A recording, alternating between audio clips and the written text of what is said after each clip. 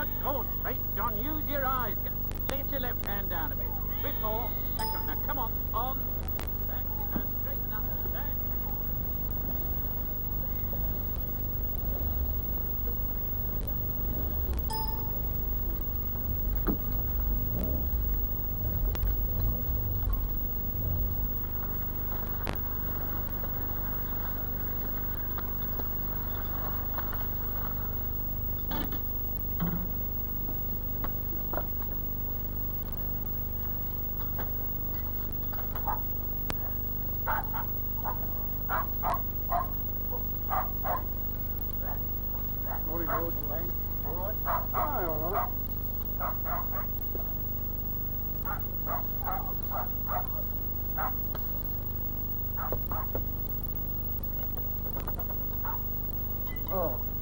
tell your mum the pikeys are back.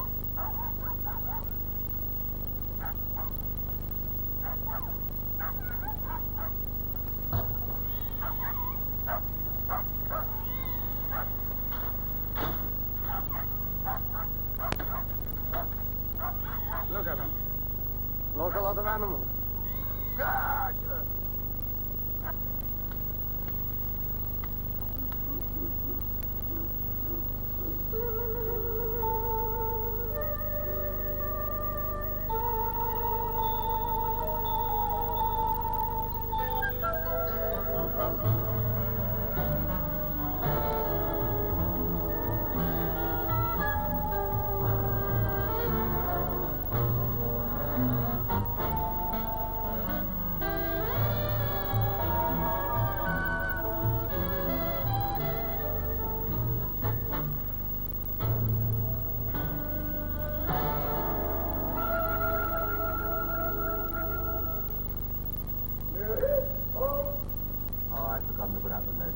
It's all right. I did it. Oh, good morning, madam. I'm sorry to disturb you, but I thought I'd better give you a word of warning. Oh? About what? The pikeys are back, madam. The gypsies. So don't leave your milk bottles on the doorstep with you, madam. You remember the trouble we had last year? That lot will knock anything off, they would. I believe I ordered a quarter of a pint of cream. Oh, I'm so sorry, madam. I'm sorry. I've been putting people on their guard against these pikeys. So I suppose my mind was on that. A few gypsy families, and you'd think we were being invaded. Well, they better. Apparently. I don't think I like this story very much. Still very good cream. Can I have some in my coffee, please? Mr. Ray, your daughter sold her pram. Doll's pram. Doll's pram. 5 quid I paid for it, 5 quid last Christmas. And she sold it for 10 shillings? No! They stopped her. For these jippos, well, that's what I'm trying to tell you. They stopped her and told her that she'd got to sell it to them, see? Got to. Well, she's only 9. Mr. Burton, you would not state your business. You told the desk sergeant it was important. Well, it is important, huh? Yes, it may be, but it's a matter for the uniform branch, not the CID. Well, those jippos can't go around threatening my little girl. No, I'm not having that. How did you discover that your daughter had sold her pram? Well, I popped into the corner shop on the way home, and there she was. Buying sweets with this tin box. So I asked her where she got the money from, and she told me. Do you think it's possible? She said she'd been threatened because she knew you'd be angry with her. You trying to say my little girl's a liar? No, but if she was frightened of what you They might threatened say- her, that's what happened. A 9-year-old girl. I'm asking you this. What are you going to do about those jippos, eh?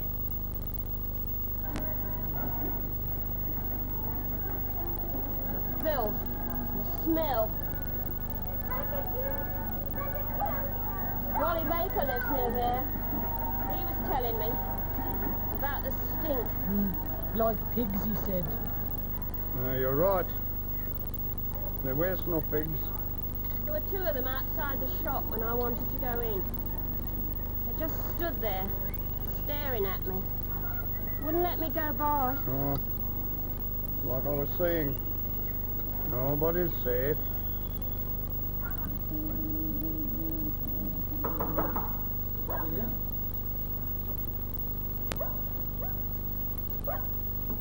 I remember you, don't I? I've been here before. What's your caravan? It is. Your name? Samuel Brown. And the other caravans? My two brothers. Two families. All Brown. That's right. Who's the eldest? I am. No more families coming. Just us, that's all. You had a lot of trouble last year. Not from us, you didn't. We didn't throw no bricks at kids and dogs. The police are short-handed enough as it is, Mr. Brown. I don't want to have men spending their time on this site again. We're entitled to protection the same as anyone else. Less than that, Mr. Brown, you're right. Though I could ask what rates and taxis you pay. Ah, How long do you intend to stay here? they're at it already, are they? We've had complaints. We mean no harm to anyone. All we want's to be left alone. I'm concerned with the carrying out the law. That's all. I saw a doll's pram outside this caravan. I'd like to know how it came into your possession. Mr. Lane, the estate agent, you see. He's well known and he's willing to take the chair if we can get enough people along. God almighty, do we have to put up with that row all the time? Hey! You lot, turn that thing down a bit, we can't hear ourselves speak! I said turn it down. Can't drink up, lads, mate, sir. Simply enough. I don't know why the management allow it. I mean, this used to be a nice, quiet place, and look at it. Look at him, is that the sort of customers they want? You mind? And in the army will do you lot good. Come on, what army? The Salvation Army? When I think of the lads we used to have with us in the desert, they were no older than them, but they were men. God, there's something wrong with something somewhere. What are we supposed to do with this thing, sign it? It's a sort of petition, and then there'll be a public meet. Well, then what? Action, of course. That's what we want, isn't it? Action. We'll be lucky.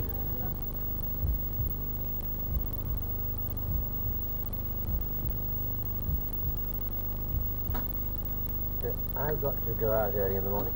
Can you finish these off for me? Yes. Oh, of course. Right, darling, I'm coming. It's all right. It's not ready yet. Someone's just put this through the letterbox. What? It's a notice of a public meeting. All ratepayers resident of the parish are urgently requested to attend. And what is the issue? The gypsy problem. That sounds familiar. Doesn't it? Read it. Call an action meeting. What sort of action? I think we should go. Why? Do you feel menaced by the gypsies? No, of course not. Do you? No. Nor do I. May I see that? Well, I'm going. That is right to do whatever you like. Why don't you want to go? Because I dislike the premises. Well, so do I. That's why I'm going. That is why I'm exercising my right to refuse. I think I feel like an absence tonight.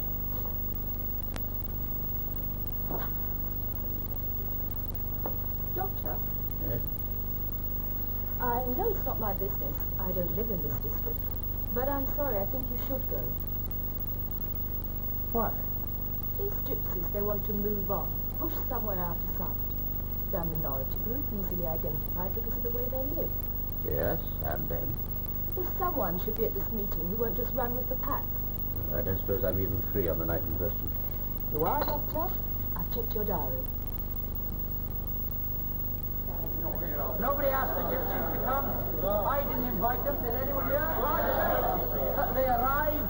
They park their caravans wherever they like without so much as a by your leave. Did anyone do anything about it? Now, you hang on a minute. They're dirty. They got filthy habits. You give them a toilet. They'll take it to bits and throw it to scrap. Never mind about the fact that they're all thieves, and they demand that you give them things, and threaten you if you won't. And the way our women folk are afraid of walking our old streets in broad daylight. Yes. Never mind all that. What about the risk of disease? Mr. Byers, we do have to remember there is an obligation now on the part of local authorities to provide sites for. No, not here. I don't give a damn where they have a site, as long as it's not here. The police ought to be doing something about this, but do they? Do they, hell? Last year, speaker at a time, please. I went to them about my little girl's doll's pram.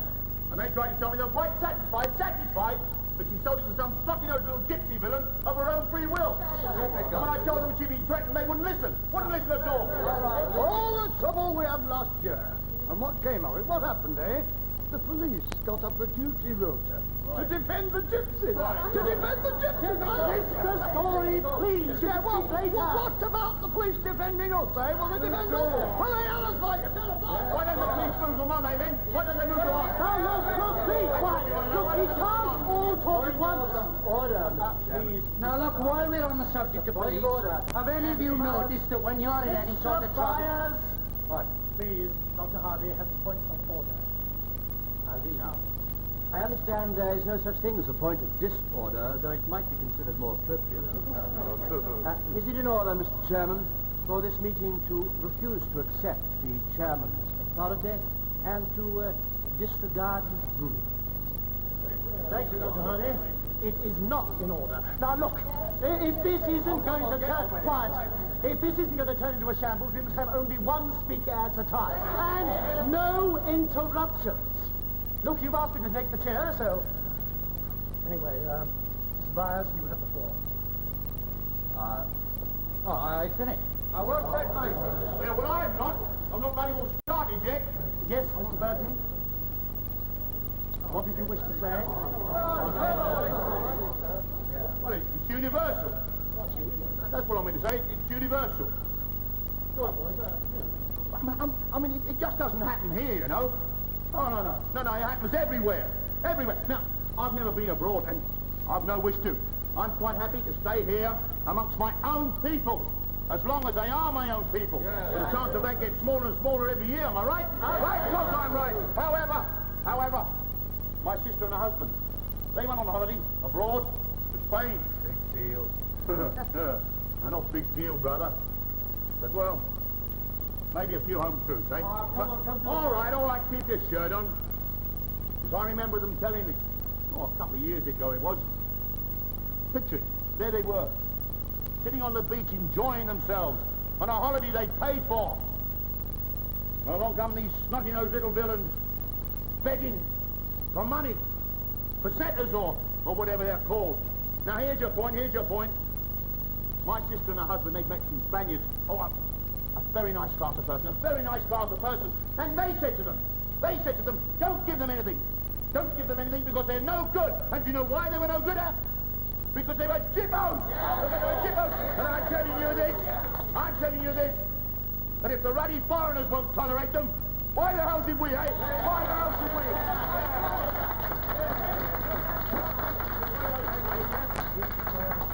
Yes, thank you very much, Mr. Burton. All right. Now, before I call the next speaker, somebody's put forward a 4-point document. No, hang on just a minute. I've had a look at this. I have to advise you as chairman. And the first point, a vote of no confidence in the police for their handling of a gypsy problem. No, I'm sorry, I don't think we should do that. Why not? Because in my view... What the hell else are we all here for? In my... May I ask a question? Please. Again? Was a representative of the police asked to attend this meeting? What's that got to do with it? I'm not sure. I don't think so. Did we?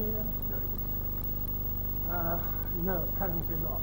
Then, Mr. Chairman, may I suggest that since we are not able to hear from the police what the limitations of the law may be, it would be most improper to put a vote of no confidence in the police to this meeting. This is a lawful thing, Dr. Hardy, yes. Yes, I agree. I am not prepared to put that motion. We don't want to amend the order. We want an action. Now look, you're re-elected. Get on with it. For God's sake. Well, come on. All right, over to light. Do you want me to hand over? Someone should. Get on with it. Go on.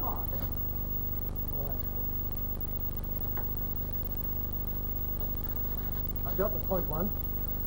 Point 2. To demand a reduction in the rates so this parish is rid of the gypsies. Yes, well, I'm not sure about the wording rid of. Oh, well, get him out. I don't care how you put it. All right. Apart from that, I think it's all right. We'll look at the wording later. Now, point 3 is to take legal action against the appropriate authorities. And point 4 to demand that new laws be made to prevent the gypsy nuisance. I'm sorry, I can't accept those either. Why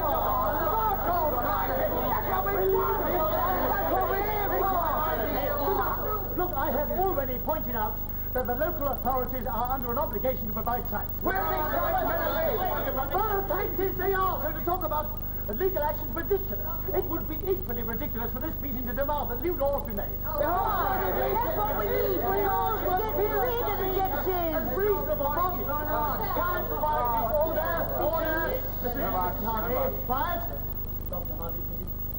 Mr. Chairman, the demand seems to be for laws to get rid of the gypsies. Yes, that's what we want. Well, I don't quite know what sort of laws could get rid of the gypsies, except perhaps one which would set up camps for them in which they could all be quietly exterminated. Oh, here we go. Is that what the proposers want? No.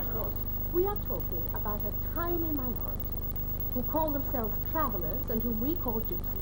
Bikies, tinkers. It's always easy to blame everything on a convenient minority. So let's start out by accepting that they are human beings like ourselves. Well, they're like me. They want homes, and families, and lives free from fear and harassment. Their way of life is different from ours, yes. Oh, you see that. Doesn't fit in easily with our ideas. But that's no reason to condemn them as a group. We've got to try to find a way to live together. Mr. Chairman, I think this whole thing has been exaggerated beyond all reason. What is lacking is a proper site for the gypsies. And what this meeting should do is to press for such a site to be provided. Therefore, I move an amendment to the motion that we take legal action against the authorities unless they provide a suitable site. No.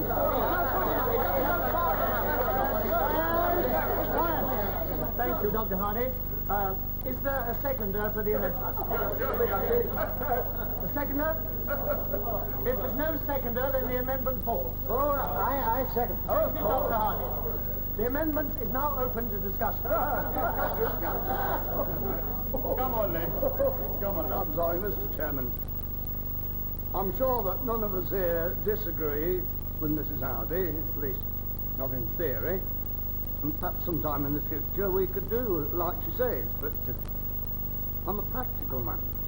And I say here and now that it's not practical. It isn't a question of us changing, it's a question of the gypsies changing. We live here, they don't. I mean, if a chap comes up to my house and he wants to come in and I can see that he's dirty and that he's flea-ridden, and I know he's going to steal things from me and happily he'll molest my wife, I'd be like no good night if I said, come in, friend, come in, Mrs. Well, I don't. I say, go away, and I shut the door on him. Right. And I think that's what we ought to do with these gypsies. Yeah, we should send them away until they can learn to behave like proper civilized human beings like you and me. Yeah. Provide a site? Huh. Well, who's supposed to provide the site? I mean, you, because where's the money coming from? The rates and taxes? Yours and mine. Do the bikers pay any rates and taxes? No, not a penny. Then why should we, I ask you, why should we? I don't go to church perhaps very often. And I think I'm as good a Christian as the next man. And I believe that charity is a very fine thing. As far as I'm concerned, charity begins at home. I can't stand much more of this. Any money left over? What about the old age pension? What about the slum? What about new schools? What about the cut in the taxes? So that a fellow who tries to better himself isn't squeezed after death all the time like he is now. Right, all right, when we've done all that, we'll provide a site somewhere. And not anywhere near our homes, because you know, and I know, don't we, that the pikers don't change.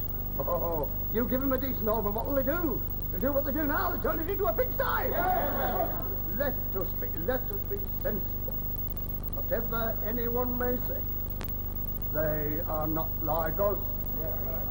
Well, now, they've got cars and motors and that now instead of the horses they used to have, but they're still tribesmen. They've not become properly civilized the way we have. What, savages! You can't treat a savage the way you could treat a proper human being, because if you do, he'll take advantage of you, and he'll spit on you for being soft and stupid. You haven't done, yeah.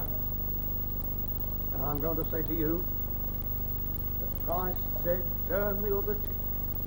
And brothers and sisters, we have turned the other cheek now for years and years, have we not? Yeah, yeah. And what's happened? We've got cocky, cheeky. Yeah. And I say to you, we cannot turn the other cheek anymore. No. Because remember that Christ himself lost patience with the money changers. And he threw them forth out of the temple when he found that they'd defiled it. Yes. And I say to you that these gypsies have defiled this parish. And we have the right to take a whip, even as Christ did, and drive them forth by force.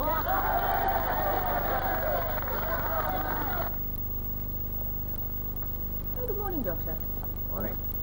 Did you enjoy the meeting? No. I didn't read it. Really? It's like what was said. I suppose it's just as well that what was said. Safety valves don't always work, Doctor. I heard some demagoguery of a singularly low order, spoken in a petty, emotional atmosphere. In my experienced opinion, emotional atmospheres rarely last out the following day. Action committees do. If one is formed, which I very much doubt.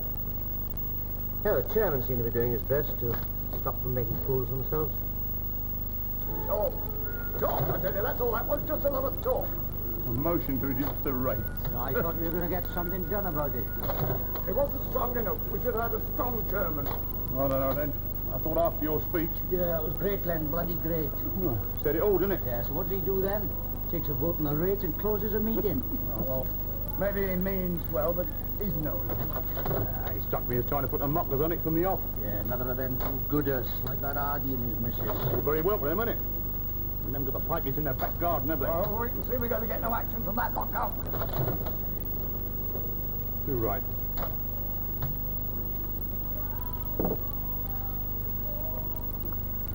Well, maybe it's up to us. Well, why not? I think you're right.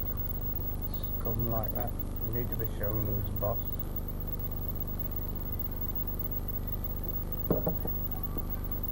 Yeah, Len.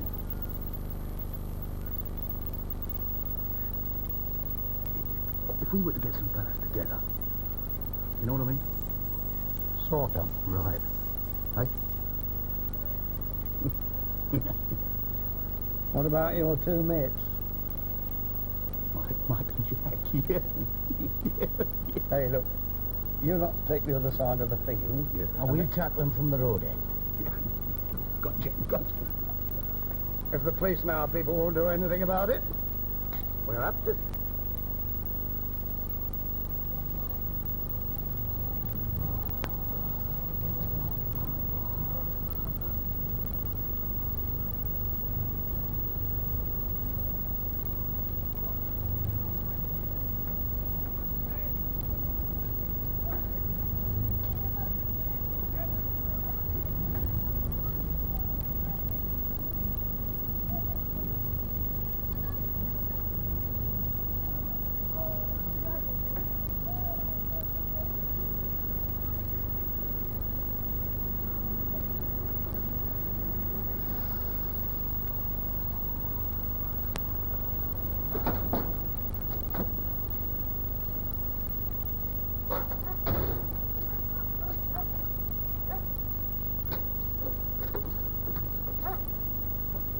Careful!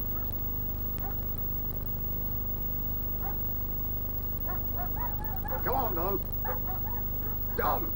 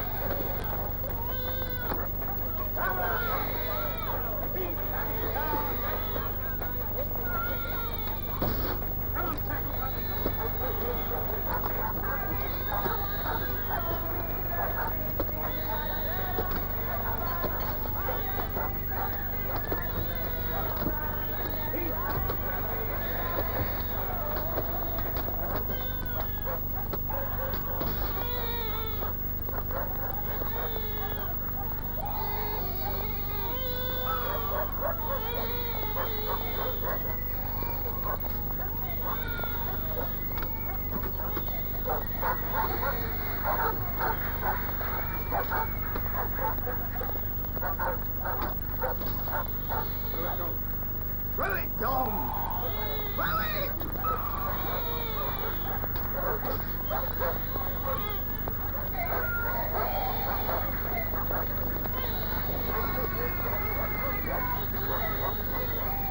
Well, if that doesn't shift him, I don't know what will.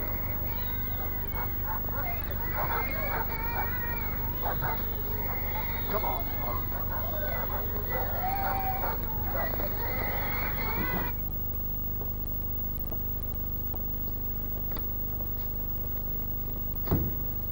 Who's that? That was Samuel Brown. I thought he'd been taken to hospital.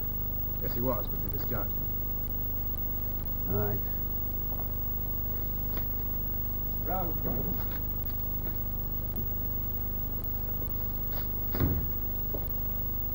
Chief Inspector Fleming. We've got statements from most of your people. How are the burns? Painful. They was using milk bottles as petrol bombs. I know, we've collected some fragments. That's what set the curtains and covers afire. That's how I come to be burned. I see. Sit down with you. Have any idea who attacked you? Did you see anything or hear anything? I heard one of them say, throw it, Don, throw it. Don. Yeah. And I saw one of them clearly by the light from the fire. His name? Dunno. But he drives a milk float. You sure of that? Yeah. Yeah, I saw him the day I arrived. I remember his face all right. And they used a small, light-coloured van. I don't know the make. Anything else? No. Let's have a statement, Frank. Yes. All right, Mr. Brown. I have your full name. Samuel Brown. Your age? 45. Your occupation? Scrap metal dealer. Address? Caravan owner, no fixed abode. You married? Yes. Children? 4. Jack's 21. Louis is about 16. About. Yes. I see. Harry's 14. Sarah's 12. You're going to have a bit of a job signing this, aren't you? I don't read or write. Your husband's not in. He'll be back in a minute. Don, is it? Yes. I'll talk to you. Right if we talk in here? Won't put you out, will it? What about? What do you want with him? He may be able to help us. He's only a boy. I'd sooner hear what's said. He looks like an adult to me. If you wouldn't mind, Mrs. Story, please. Oh, did your husband go out last night? Why? Do you know or not? Just to the pub. That's all. What about the boy? The pub. He joined his dad later, just for the one drink. What time they get home? Any idea? 10 o'clock. I'm going to talk to your son now, Mrs. Story, but perhaps you'd like to think about that time again. I have reason to believe it was much later. You think about it. All right, now, son, what have you been up to? Nothing. Just tell me where you were, what you were doing at 11:30 last night. So we were all in bed. I had just gone off to sleep. All right, tell me what happened next. I woke up. There's a lot of noise outside and a sort of flickering light in the van, and I knew that come from outside too. My wife said, God Almighty. I said, looks as though something's on fire, and then this petrol bomb come through the window. I thought we was all going to be burned to death. It set fire to the cushions and covers, but I managed to shove them through the door, and well, then I put the fire out. So you had a drink with your father at the pub, and then you came straight home. Yes. I've got a word of advice for you, lad. I think you're in trouble, and the way you're going on, you're going to be in worse trouble. Dad will tell you to sign. Well, you just ask him. I'll ask Dad, all right. But now you listen to me. Last night, the gypsy caravans were attacked with petrol bombs made from milk bottles. Fragments of those milk bottles have been identified as coming from Story's dairy. one of the assailants was recognized as being a milkman. A light-colored van was used, and your father owns a light blue escort van. One of the assailants was heard to say, "Throw it, Don, throw it." Now, before we go any further, I must warn you that I think you were concerned in this attack. You're not obliged to say anything unless you wish to do so, but what you say may be taken down and given in evidence. Understood? Yes. Right. Let's start again, shall we? Don. We didn't mean to harm anyone. We? Dad, me and Mr. Byers. Didn't mean to harm anyone, but you didn't care who got hurt, is that it? Wait, we were just trying to get rid of the pikeys, that's all. We didn't mean to harm anyone. But you see, nobody seemed to be able to move them. So we thought we'd try. All right. We didn't mean to harm anyone, honestly. You're under arrest for causing grievous bodily harm. Get your coat. What for? We're going to the police station. Oh. Well, I'll just tell me Mum where I'm going.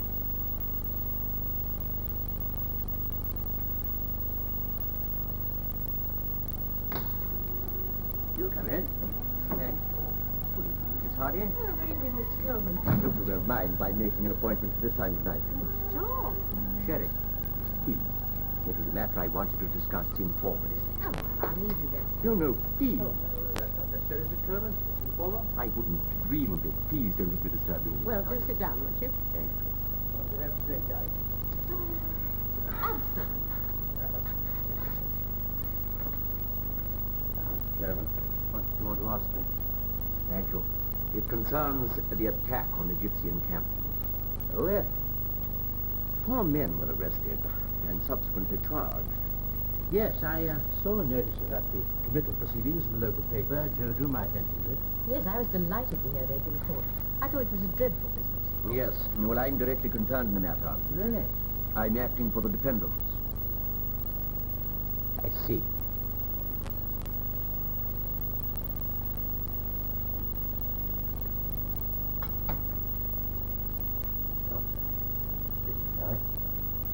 They are on bail until the hearing.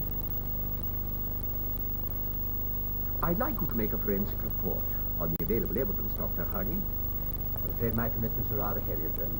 Yes, I'm sure. What defense can there possibly be? They don't deny that they were the men involved. No, they admit throwing the petrol bombs. That man's story has been our milkman for years, but I'm certainly going to tell him that we shan't need him in the future. Before he's been found guilty, But you just said they admit guilt. No, I didn't. I said they admit throwing the petrol bombs. I don't really see what purpose a forensic report would serve. May I explain the position? Oh, please do. I'd be most interested to know how they can admit the offence and not admit the guilt. The 4 men have been charged with causing grievous bodily harm. You know, this is a serious charge. Could well mean a prison sentence.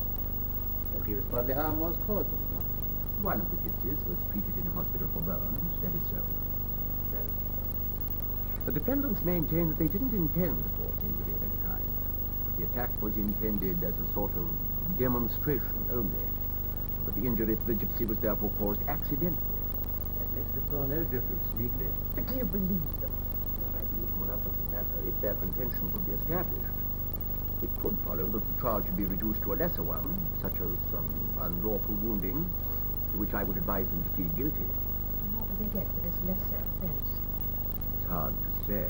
The penalty would obviously be less severe than for causing grievous bodily harm. Less severe? For throwing petrol bombs? Joe, Mr. Coleman has to do the best he can with his clients.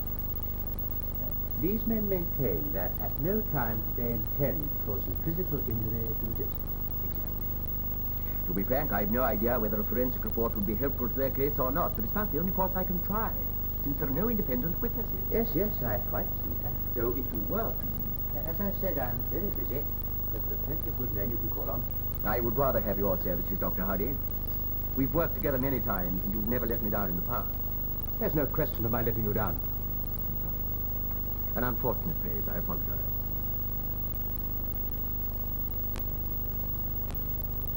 Well, I mustn't take up any more of your time.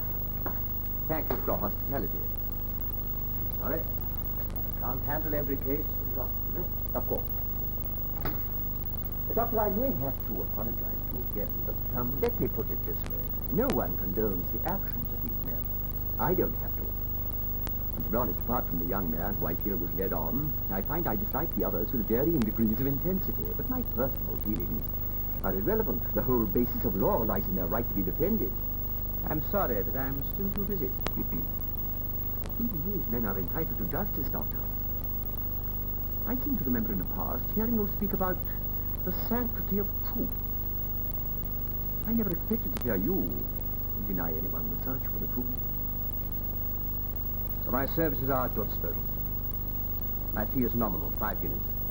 Thank you, Doctor. Good night. Good night, Mrs. Hardy. I'll see you out.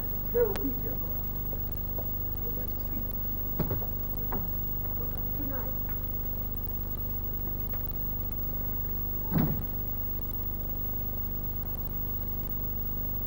I wish you hadn't. You had me cornered, Jim. You're on the wrong side now. I am not entitled to be prejudiced, Miss Coleman so tactfully pointed out. Now, lie. All on. They're born liars, these gypsies. Every man jack of them. I'm not interested in your personal views, Mr. Story. Well, what they're saying isn't the truth. It's lies. They're telling lies. They're just trying to get us put into prison. Mr. Coleman, when this man is prepared to talk to me rationally and soberly, I may be prepared to listen to him. I'll just answer Dr. Hardy's questions.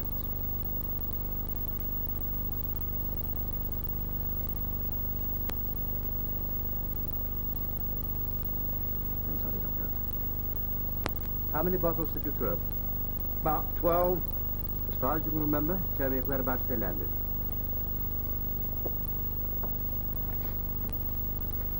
May I? Yes, of course, sir. Ready for you to look at. Thank you. These are the items. These were removed from inside Brown's caravan, yes. Yes, various areas of scorching and burning. I'd say some 2 square feet of burning in all, wouldn't you agree? Roughly, sir. Well, I would like to examine these for any traces of unconsumed petrol, if I may. Yes, of course, sir. I'll have them sent over to the lab. I understand that Brown was discharged from hospital on the same day. Brown's hands and arms were quite badly burned, Doctor. I see. Still, it will be in order for me to examine his caravan.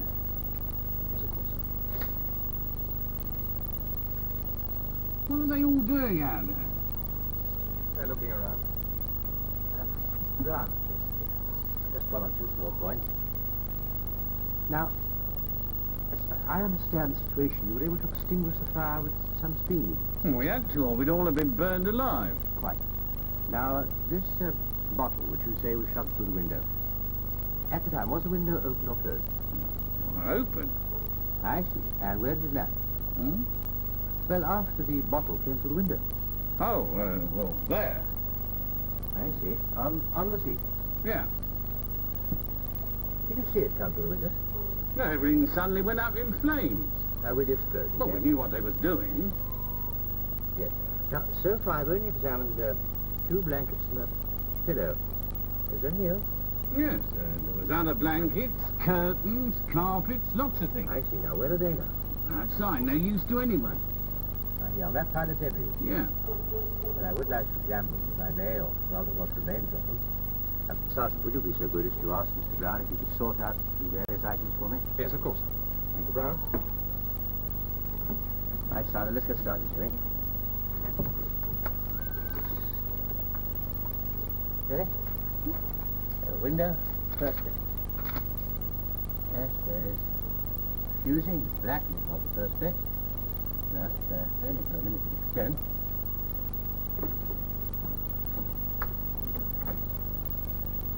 Yes, there's a small internal area of blackening.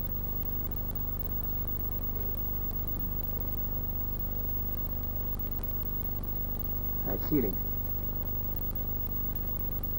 No signs of any sooting. General blackening from the surface.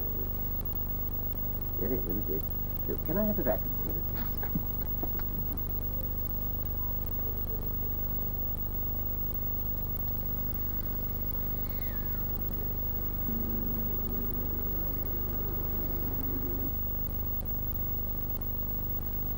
John, may I know?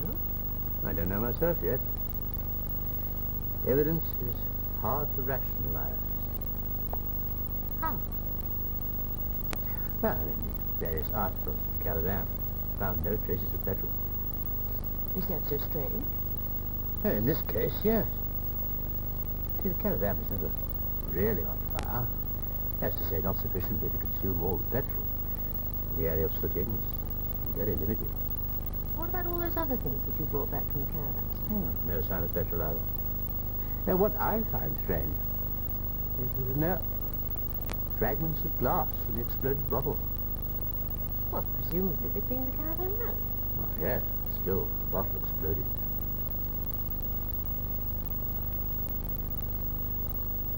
I never said it exploded. And where is the bottle?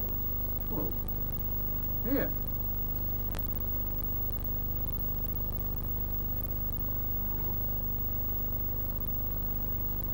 Why didn't you hand it in with the other things? You never asked me for it. Well, I took it for granted that it exploded like the others. Quite massive. You washed this? Just rinsed it out with the other things. You rinsed it out? Well, everything's clean here. This from the Midland dairies. What about the others? No fragment from the others show they all came from stores, dairies. I see, and where's the wick? Wick? Well, something must have been stuffed into the neck of the bottle to act as a fuse. How the hell should I know? Perhaps it was swept away with the other debris. Possibly. No. Nothing. Nothing whatsoever. And nothing on any of the other articles? No. Doctor? Yes? Isn't it possible that the petrol was all burnt out, so there are no traces left? No. Plain rinsing of that bottle would never have removed all the traces of petrol and the blacking. But what if he washed it thoroughly, say with carbolic? Oh, Sandra, why should he? Look, if Brown's story is true, that bottle fell on soft bedding. And almost all the petrol must have come out of it before it ignited. Otherwise, of course, it would have exploded. Now, the fire was put out very quickly.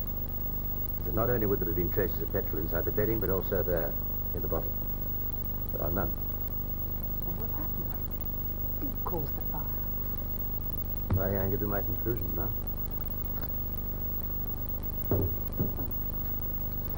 Ready? Yes. Right, preamble. Petrol is a highly inflammable liquid, and when combustion in quantity takes place in a confined area, it is normally accompanied by characteristic sooting and blacking. Paragraph. The contents of the caravan suggest that the fire was limited to the soft furnishings because no traces of petrol were found and because of the absence of any considerable area of sooting. Paragraph.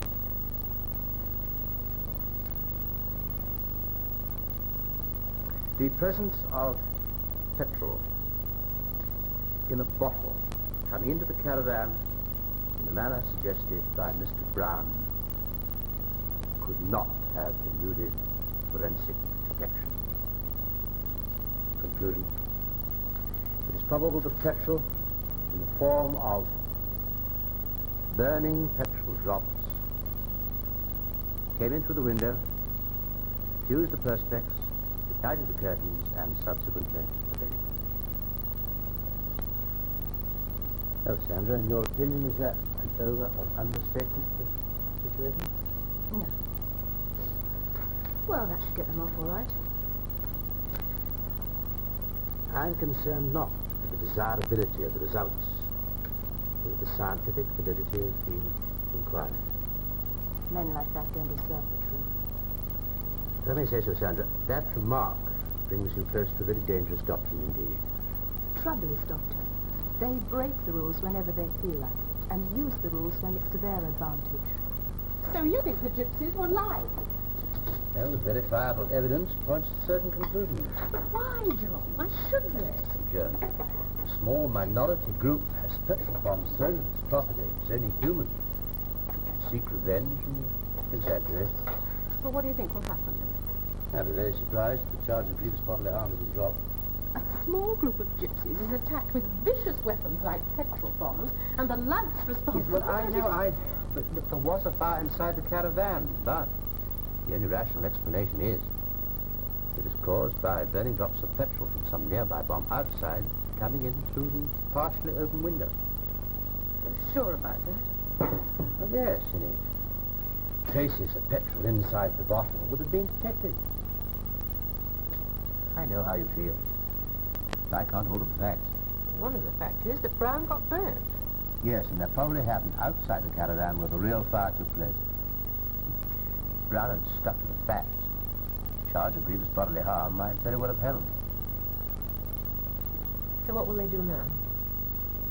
Move on, I suppose. Move on? Where? Come on, you better move on. Get yourselves in the van. Come on. Go on.